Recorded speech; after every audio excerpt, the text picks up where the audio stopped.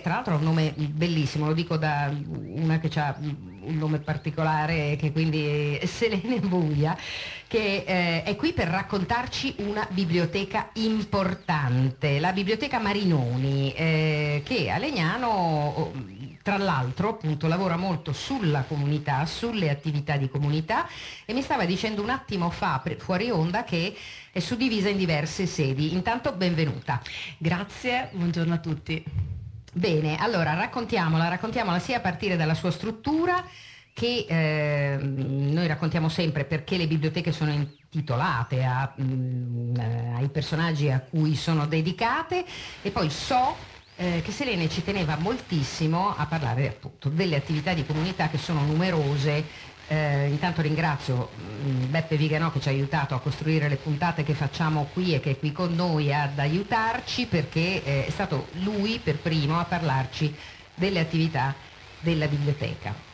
Sì, la Biblioteca di Legnano in realtà è un vero e proprio luogo di comunità, un luogo in cui i cittadini si sentono partecipi, in cui i cittadini creano e programmano insieme a noi le iniziative, organizzano insieme a noi le varie attività. È una biblioteca che è suddivisa in più poli. Abbiamo un polo centrale nel centro città e un polo di periferia, convinti che la cultura debba ramificarsi un po' dal centro alle periferie, quindi abbiamo in un quartiere periferico a diversi chilometri dal centro, nel quartiere Mazzafame, un primo punto, e un prossimo punto di prossima apertura nel quartiere Canazza. Sono tutti luoghi alimentati, come dicevo, dai cittadini. C'è questo motore sociale particolarmente vivo nella nostra biblioteca, tanto da creare e organizzare insieme centinaia e centinaia di eventi durante l'anno per tutte le fasce di età, da 0 a 99 anni.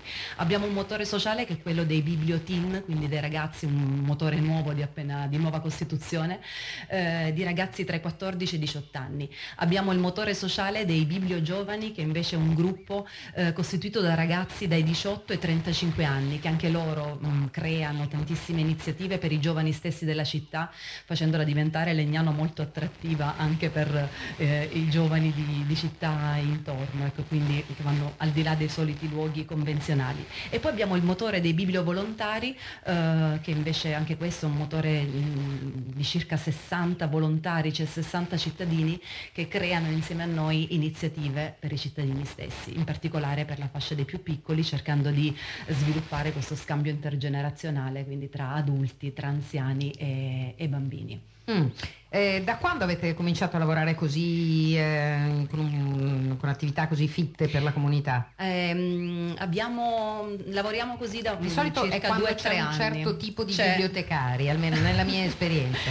Sì, coincide un po' sì, col mio arrivo, e quindi da 3 anni, proprio perché... Quindi è Selene la colpevole? No. In qualche modo è ovviamente un lavoro di staff, di team, appoggiati ovviamente e sostenuti fortemente da un'amministrazione che punta molto a lavorare sul concetto di biblioteca e cultura diffusa, ripeto, dal centro alle periferie. Cerchiamo di raggiungere tutti, e soprattutto chi alla cultura magari è un po' più lontano, o chi vede nella biblioteca dei luoghi un po' cristallizzati culturali della città, un po' inarrivabili. Invece noi facciamo un po' capire a tutte e tutti che la cultura, che la biblioteca è veramente la casa di tutti, la casa in cui le idee di piccoli e adulti trovano spazio, trovano un posto e spesso anche realizzazione.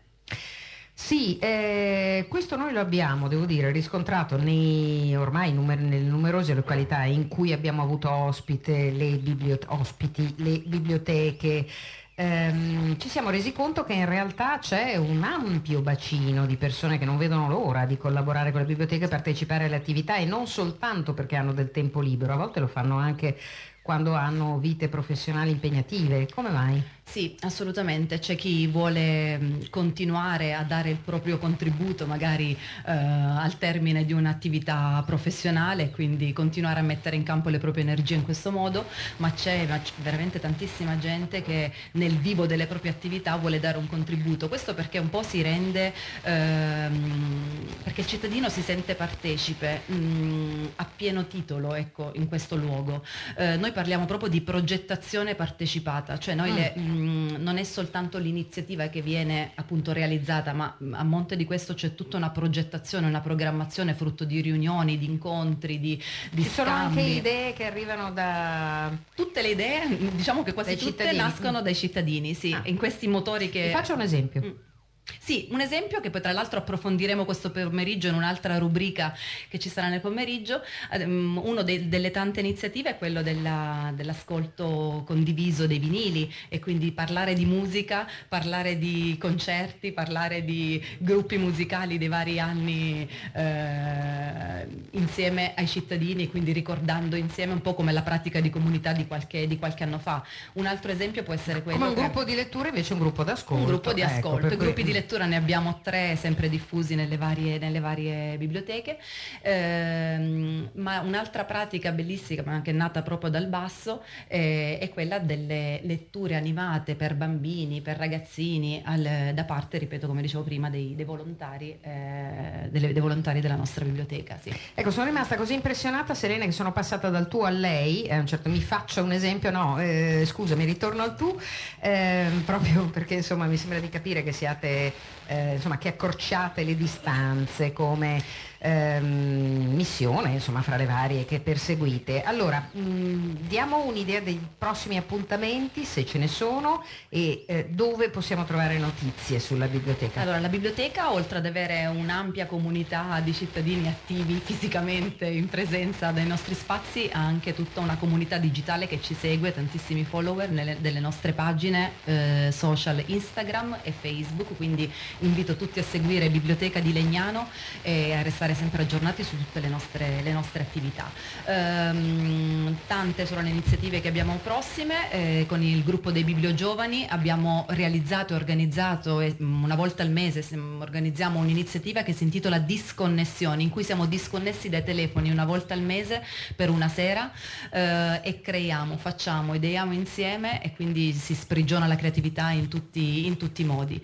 Partiremo con la rassegna a brevissimo Biblionote, anche questa un mix di energie culturali da parte dei giovani, musicali, artistiche, laboratoriali, sempre nel parco della biblioteca, e poi feste di carnevale, le feste anche un po' più popolari, che coinvolgono un po' tutti i cittadini. Cosa fate per Carnevale? Per Carnevale i nostri bibliovolontari. Voi osservate il Carnevale ambrosiano oppure Ambrosiano, e la prossima le nostre bibliovolontarie, le nostre 40 bibliovolontarie sono in movimento in questi giorni per creare tutta una serie di attività laboratoriali che faremo nel parco della biblioteca sabato 8 marzo, quindi chi si trova da queste parti è invitato a partecipare, Quindi perché un 8 marzo particolare, cioè Sì, coincidono sì, il Carnevale sì, e l'8 marzo. coincide un po' tutto.